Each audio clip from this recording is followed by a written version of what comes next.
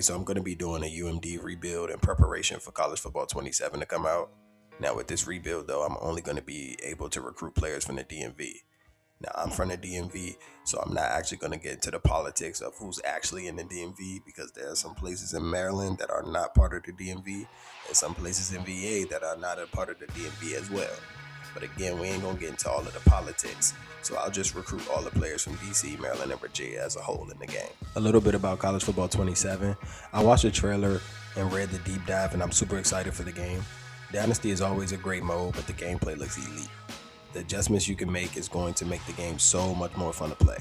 There are adjustments for QB scrambles, adjustments for bunch, adjustments for stack. There's an adjustment for everything. And then offensively, you can pretty much create your own play, kinda. The football games have not been as in-depth when it comes to scheme. They're very basic, and as a football guru, at least I think of myself as that, it's hard to play the game and know that real football is not being rewarded. So I'm glad that it finally changes. And for Dynasty, there are some cool features as well. There's a more in-depth way to build your program. You can either focus on your player personnel, or you can focus on building your facilities and building from within. Then, of course, with the NIL being in the game, it's going to add a little extra flavor to recruiting. Players are going to want money to get them, and also they're going to want money to keep them. Then, in addition, players can decommit without it just being about deal breakers. So for someone that plays in online dynasties, it's going to add a lot more fun to what already was a fun mode.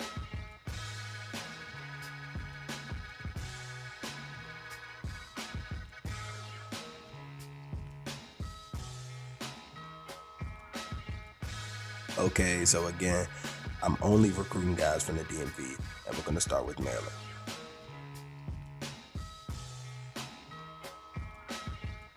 There's quite a few 4-stars to choose from, mostly corners, receivers, and D linemen. That's low-key realistic. Luckily, there's enough talent for us to be able to fill our roster.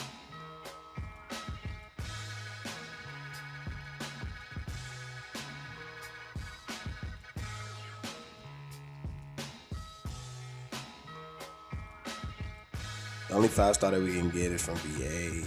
He's a corner. Now I'm just going to scout just because we have the hours. But all of these 4-stars, whether they're bust or gems or just regular players, I'm definitely going to put them on the roster just off the strength of not having many to choose from.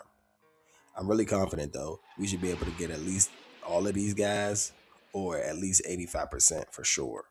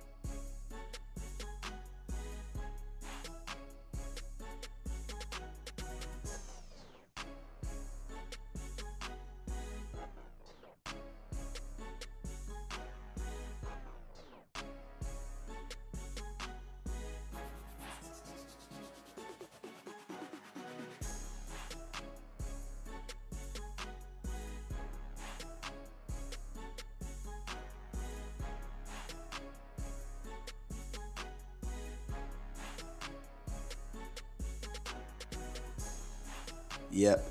Just as I suspected, we got a shot to get all of these guys. So we're going to see how many we get. But talking about recruiting is pretty boring. So I'm just going to talk college ball. I often see the conversation about who is the best college football team of the century. A lot of people say 2019 LSU. Well, of course, 01 Miami is the best. And I don't think there's any team that's going to ever come close. But 2019 LSU was always that number 2 team that everybody brings up. And I think it's a little disrespectful to these other teams, to be honest. Now, don't get me wrong, Joe Burrow, Jamar Chase, and Jettis, that whole squad was like that. They were an explosive offense, and they probably were the best college football offense we've seen in this decade. In this century. But football is won in the trenches, and you have to have a good defense as well. And when you look at that LSU roster, they were not a very strong team in the trenches. Now, Joe Shiesty, Jamar Chase, Jettas, and all of the skill players made up for sure. But when you stack up against other teams, other great teams, in this century, then those little things matter. Now, this is my personal opinion. I think Ohio State that year gives them a run for their money if they don't lose to Clemson. Ohio State has a secondary to match up with LSU and give them some challenges. Now, of course, Jamar Chase and Jettas, they still get off. That's a no-brainer. But it wouldn't have been as easy, and they also had the defensive front to get pressure without blitzing. And even Tom Brady, the greatest quarterback, struggled with that as a pro. But for the sake of argument, I'm not going to discuss that team. The team that I think they would have lost to, though, is 2018 Clemson. I know it sounds crazy because they beat Clemson in the national championship, but it was a completely different roster, especially on the defensive front. Clemson lost 3 first-round draft picks on that defensive line alone, and a second rounder as well.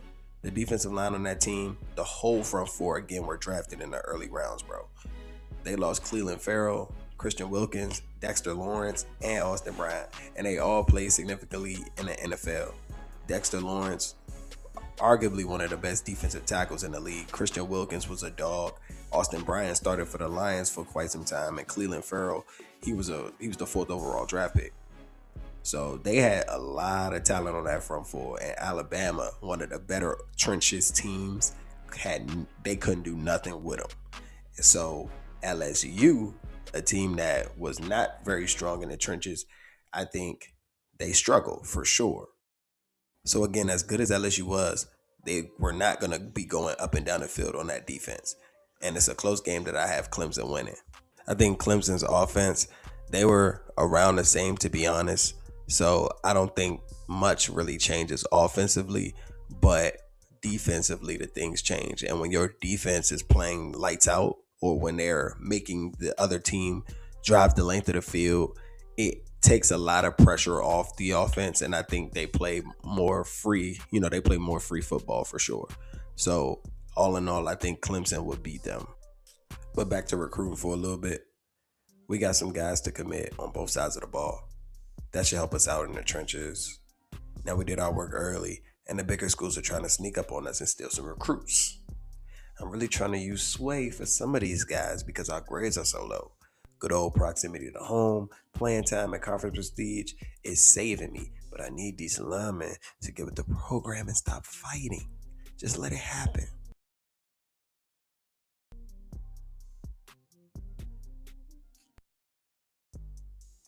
But with more hours available, I can be a little more aggressive towards these 3 stars.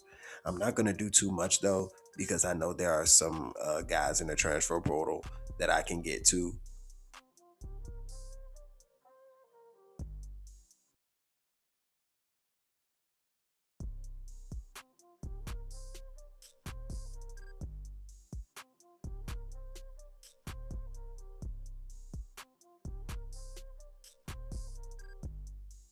All right, our next wave of commits came through. Yes, sir.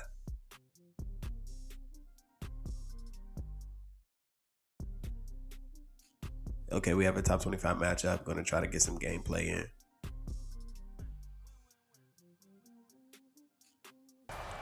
Rutgers and Maryland became rivals quickly when both teams joined the Big Ten. They were both low-key the worst teams in the conference, but when they played each other, they were evenly matched. I remember watching Big Ten Classics on the Big Ten Network, and that game they played in 2014, I believe, was always playing.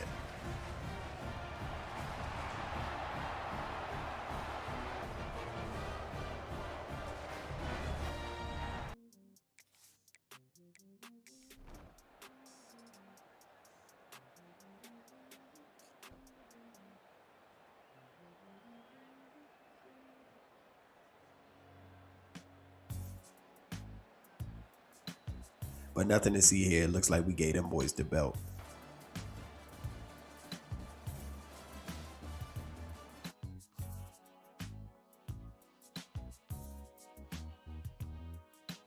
Now, we've been doing better than I thought. I don't know what it is about Maryland, but when I use them, they are pretty good in the sim. But we have Michigan at home, so we're about to find out what we're made of. I'm going to use my AI voice to try to create a college game day type of vibe. All right, we have a top 25 matchup in the Big Ten as the Terps host the Wolverines.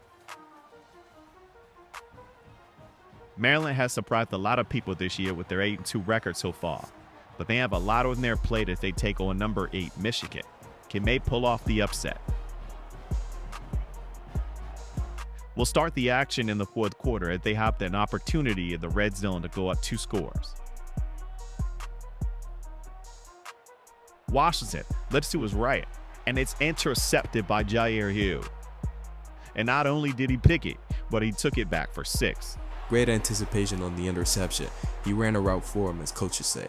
But if you're Malik Washington there, you cannot make that mistake. They should have at least been up tier.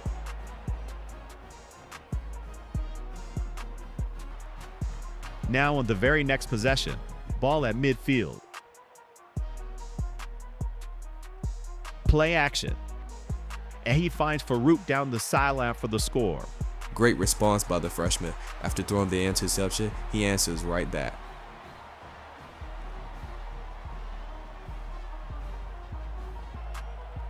Now it's Michigan's turn to score.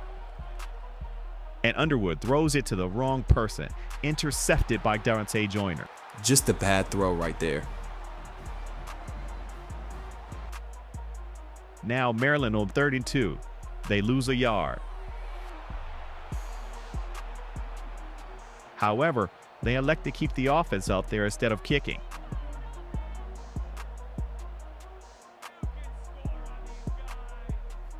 And Washington's throw of 4th down is intercepted. I have no idea why they elected to go for it in this situation. Just take the points and go up tier with 5 minutes in the fourth.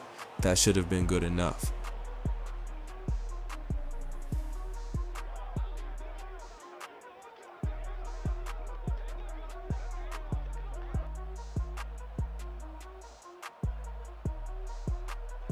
Now, the Michigan offense got into a rhythm and Underwood finds Simpson for the 1st down.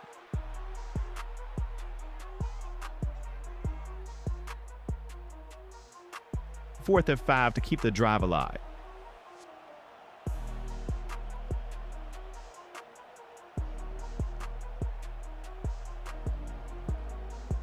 And Underwood finds his receiver for the 1st down. Another 4th down coming up.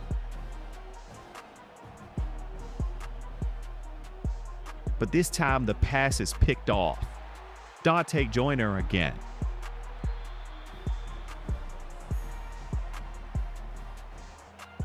The Michigan defense gets a stop and they get one more chance to win. On 3rd and 10, Underwood drops back and is intercepted for the 4th time today. Have to give big credit to this Maryland defense.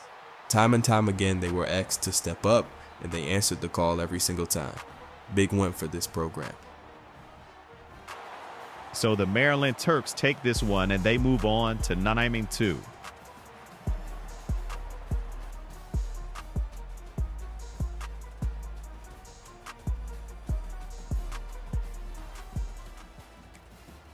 Okay, so big win for our first year in the program. That top 10 victory was just enough for us to sneak in the playoffs at 10-2. Now we're playing Miami though, so it's not going to be sweet.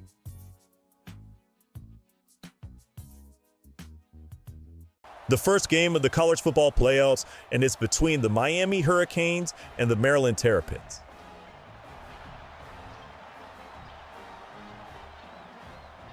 The ACC versus the Big Ten.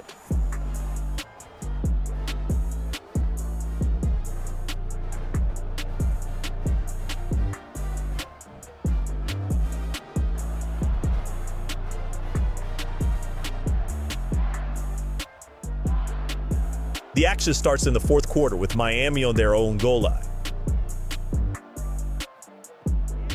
They toss it to the edge, and Dante Joyner makes the play for the safety. The Maryland offense couldn't capitalize off of it, and Miami gets it back. 1st and 10, then give it to Pringle, and he shows that flow to speed with the big gain, all the way to Maryland territory.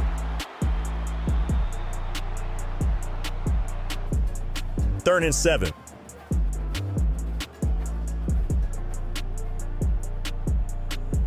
That drops back. Nobody's open, so he ticks in himself up the middle for an easy touchdown.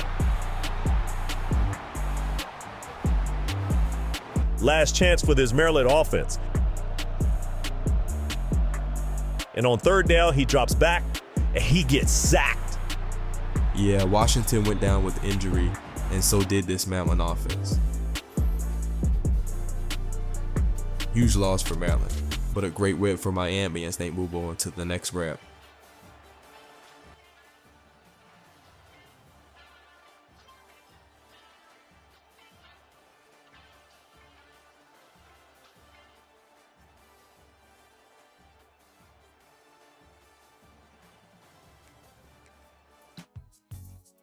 So we didn't get the playoff win, obviously, but our starting quarterback got hurt at the worst time.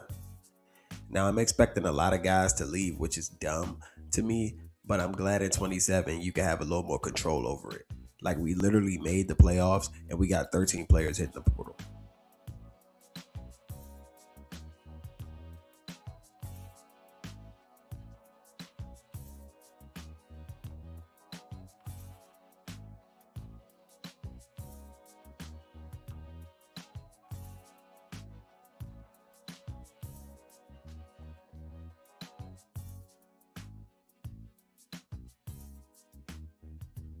Speaking of the portal, though, it's time to go to work. I'm going to recruit damn near every transfer from Maryland that's a 3-star or above. Hopefully I can find some stars. Now, I'm mainly trying to fill the positional needs, but I'm never going to turn down speed or talent.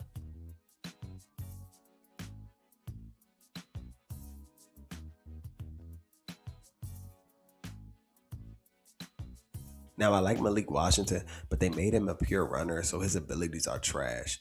So I'm going to bring in a dual threat just in case. Definitely getting both of these receivers, especially Donovan Brown. He has 95 speed.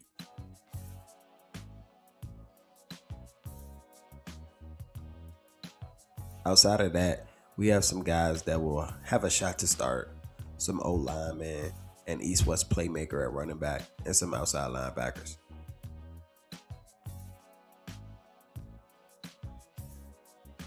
Okay, time to look at what VA has to offer. Okay, they have some more backers we can add and a guard for insurance.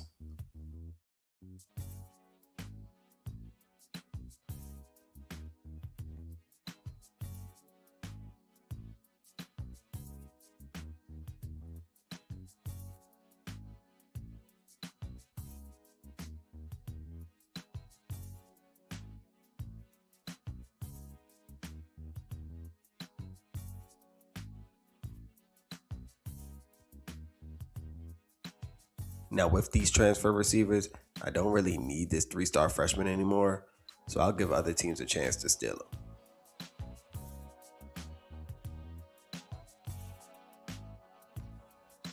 Another team that is underrated when we're talking about best teams of the century is 2013 Florida State. That team, led by Jameis Winston, was an old school physical team with pretty much no weaknesses on both sides of the ball. They had the best offense in the country, leading everyone in scoring with that elite pass attack. Kelvin Benjamin was the deep threat, while Rashad Green was the slot guy that was always open. The rushing attack with Devontae Freeman was good, and the O-line had 3 players that started at some point in the league. Defensively, they were just as good. That D-line with Timmy Jernigan, Eddie Goldman, Mario Edwards Jr., and a young DeMarcus Walker was as physical as they come. The secondary was good too, led by LaMarcus Joyner, and so good that Jalen Ramsey was just a slot corner. The linebacker core is probably the weakest spot on the team, and Telvin Smith was the starting Sam. And Bruh was a Pro Bowler in the NFL, just saying. So when you're talking about college teams, put some respect on FSU too. Now, I am an FSU fan, so I am a little biased, but the stats back it up. I hockey think they beat 2019 LSU as well. Now, I might as well name my top 5 teams of the century since I'm chatting, and you can argue with me in the comments. At 5, I have 2019 LSU. That explosive offense was legendary, and they still hold the record for most points scored in a single season. Them beating 7 top 10 teams is no joke and shows Joe Burrow was built for the big moments. At 4, I have '08 Florida, who was as talented as they come.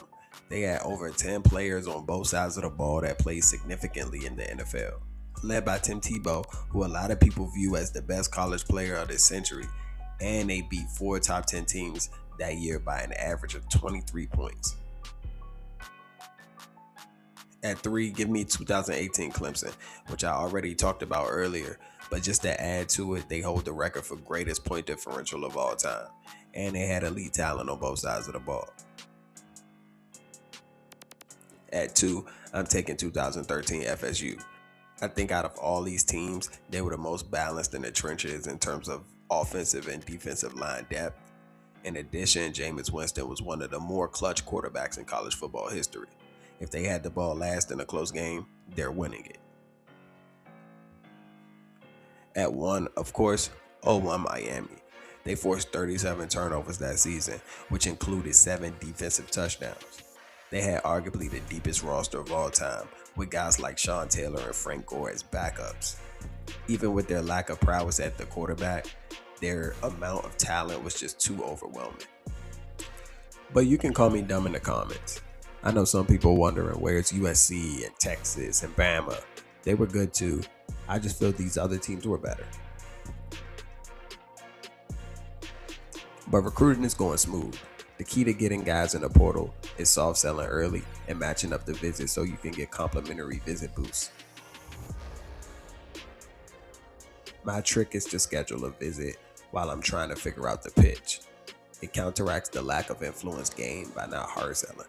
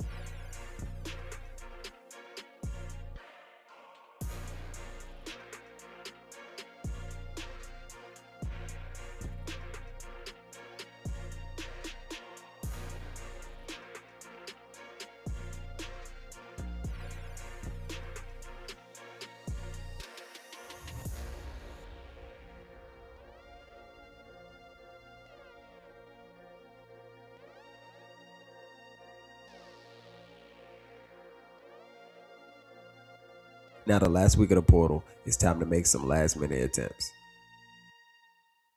I'm going to find some other recruited guys that can help out for insurance purposes. You know, just in case somebody gets injured.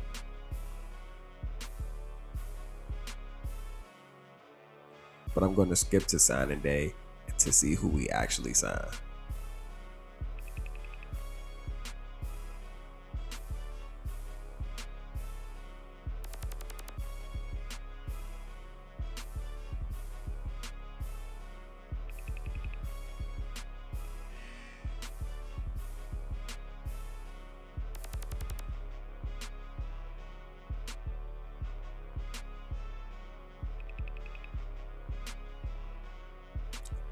So we got a good amount of talent. We ended up with the top 25 class.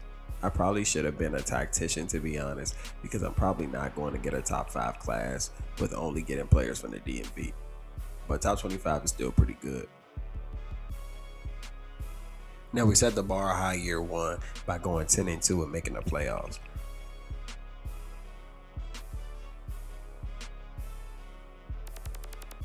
We'll see how friendly our schedule is this year, but it's going to be hard to top that, especially playing in the Big Ten. But we did improve our roster, so hopefully that's enough to get us over the hump.